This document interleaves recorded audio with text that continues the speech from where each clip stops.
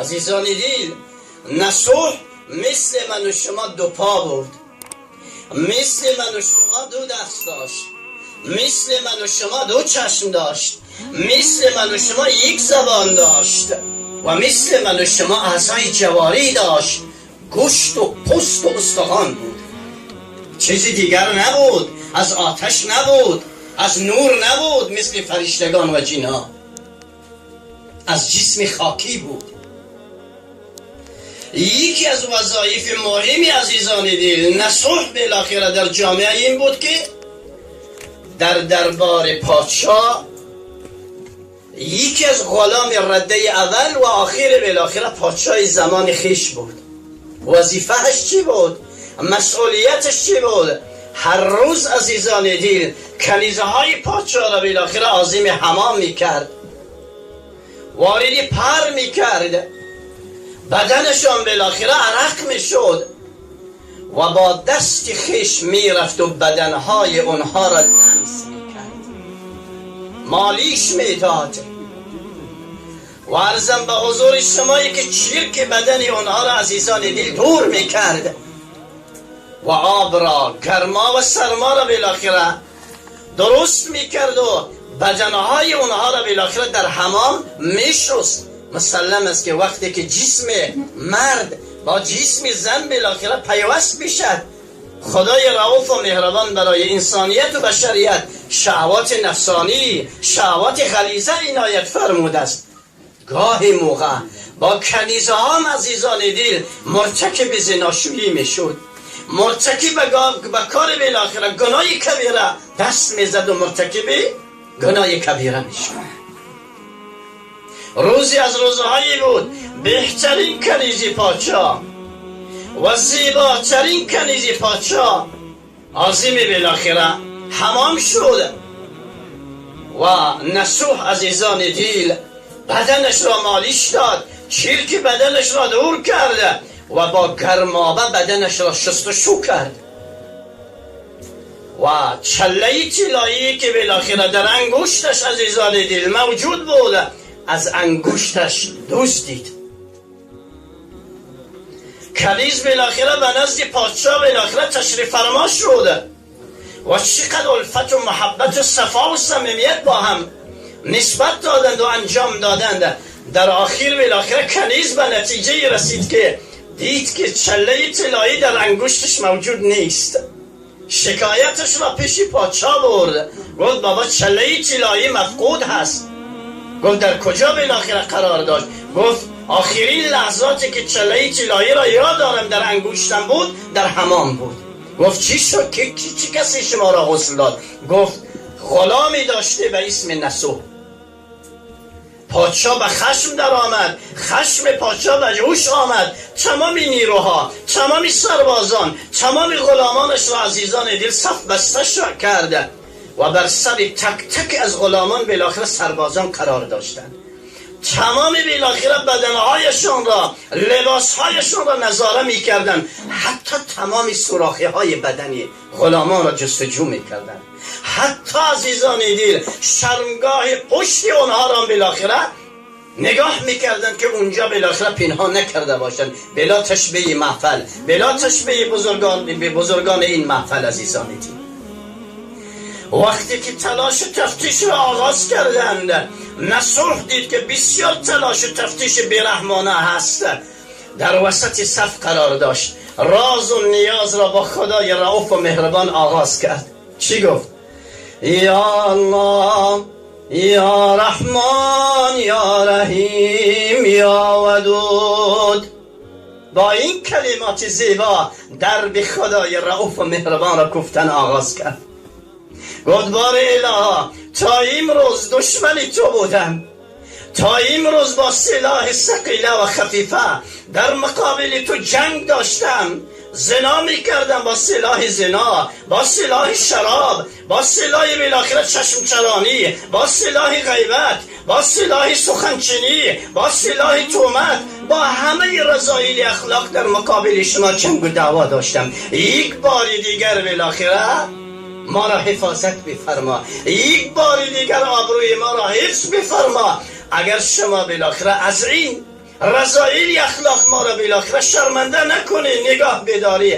من قول میدیم، عهد میپندم، پیمان میبندم به شما که بنده حقیقی و واقعی شما قرار میگیرم و انگشت ببخشید چله طلایی را عزیزانی که دزدیده بود در شرمگاه پشتش پنهان کرده بود. وقتی که نوبتش رسید خدای رؤوف و مهربان اون راز و نیازی که از صمیم قلب با خدای رؤوف و مهربان داشت چشم سربازان پادشاه را کور کرد، عقلشان را دنگ کرد، عقلشان را خیره کرد و به نتیجه رسیدند که چله را بالاخره هیچ کدام از غلامان دزدی نکردند. پادشاه دستور داد که وارد حمام بشید و حمام را نظاره و جستجو بکنید. از همه جلوتر وارد حمام نسوح شد، چله طلایی را شرمگاه پشتش خارج کرد و رو به سوی غلامان کرد. گفت بابا برگردید که چله طلایی پیدا شد. گفت کجا بود؟ گفت در به اصطلاح من و شما بالاخره شلنگی که بالاخره از آب سرازیر می شود اونجا بالاخره محکم شده بود. چله طلایی را نزد پادشاه قرار داد. گفت تا امروز غلام القبرگوش شما بودم، تا امروز تسلیم و تابع شما بودم، از امروز به بعد من غلام حقیقی و واقعی خدای رؤوف و مهربان میشم و بس.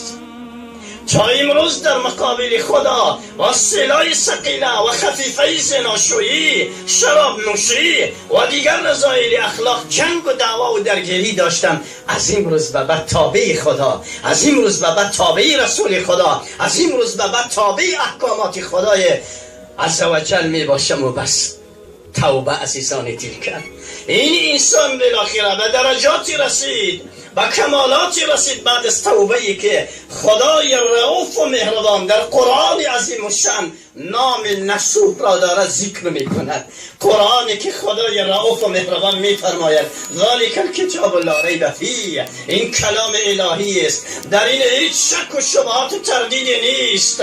چرا؟ انا نحن نزلنا الذکر و انا له لحافظون. قرآن عظیم الشأن را خدای رؤوف و مهربان از عالم بالا بالاخره توسط رئیس الملائک جبریل امین بر قلب منور و زیبا و بلند و بالای محمد رسول الله صلی الله علیه و سلم نازل کرده است و محافظ قرآن تا قیام قیامت خودش هست. قرآنی که عزیزان دل خدای رؤوف و مهربان میفرماید لا یأتیه الباطل من بین یدیه ولا من خلفه تنزیل من حکیم حمید. نگاه بکنید نام نصوح را خدا در قرآن دارد ذکر میکنه. عزیزان دل، جوانان و نوجوانان، جان نیثاران و جان فدایان، تعلیم یافتگان مکتب خاتم الانبیا، اگر شما بالاخره گناهگار هستید، شما اندازه نسوک و گناه نکردید، شما اندازه نسوک و مرتکب زناشویی نشدید، شما اندازه نسوک و شراب ننوشیدید، شما اندازه نسوک و غیبت نکردید، شما اندازه نسوک سخنچینی نکردید، شما اندازه نسوک مردم آزاری نکردید. عزیزان دل، نسوک کجا هست و شما کجا هستید؟ اگر شما عزیزان دل درد خدا را بزنید، بکوبید و برگردید که خدایا تا امروز گناهگار بودم، اعتراف میکنم به جرم خویش، اعتراف میکنم به گناه خویش، اما از این روز به بعد من در مقابل شما تابع و تسلیم هستم. من چنان توبه میکنم، چنان استغفار میکنم، چنان صلح آشتی میکنم، همون طوری که از بحر تقصیرات نسوح گذشت کردی، امید دارم که از بحر تقصیرات منم گذشت بفرمایید. عزیزان دل، اینجا محل توبه هست، محل استغفار هست. کی صلح آشتی من و شما برقرار میشم؟ کی عزیزان دل وحدت و انسجام و اتحاد و اتفاقی من و شما تنظیم می شود تا اینکه صلح آشتی را با خدا برقرار بکنیم؟ دست نیایش و دست ندامت را بلند بکنیم که خدایا اگر تا امروز زنا کردم، از امروز به بعد از اینا دست میشویم. اگر تا امروز من خونی ناحق ریختم، دروغ گفتم، فریب کردم، تهمت زدم. از امروز به بعد من صلح میکنم، آشتی میکنم، تا اینکه در میزان و ترازو دفتر اعمال من به دست راست من تقدیم بشه، تا اینکه عبور و مرور از پل صراط برای من سهل و آسان بشه، تا اینکه آب حوض کوثر روز قیامت از دست افضل الرسول اشرف المخلوق امام الانبیا سید المرسلین سید الاولین والآخرین سید الکونین سالار کونین محمد عربی صلی الله علیه و سلم نصیب حال بالاخره من گناهگار بشه. از این لحاظ عزیزان دل همه بگوید استغفر الله استغفر الله استغفر الله من کل ذنب. پروردگارا اینجا عهد میبندم، اینجا پیمان میبندم که همونطوری که نسوح با تو صلح آشتی کرد از گناه کبیره و از گناه صغیره، من هم بالاخره همچون نسوح بالاخره عاجز ضعیف و درمانده درگاه شما بالاخره با تو صلح و آشتی میکنم. حاضر هستید عزیزان دل از گناه دست بشویید؟ حاضر هستید از زنا دست بشویید؟ حاضر هستید از شراب دست بشویید؟ حاضر هستید از غیبت و سخنچینی و تهمت و از خون ناحق ریزی دست بکشید؟ همه دستاتون بلند بکنید. ماشاءالله. جزاکم الله خیرا عزیزان. Like a Hellcat.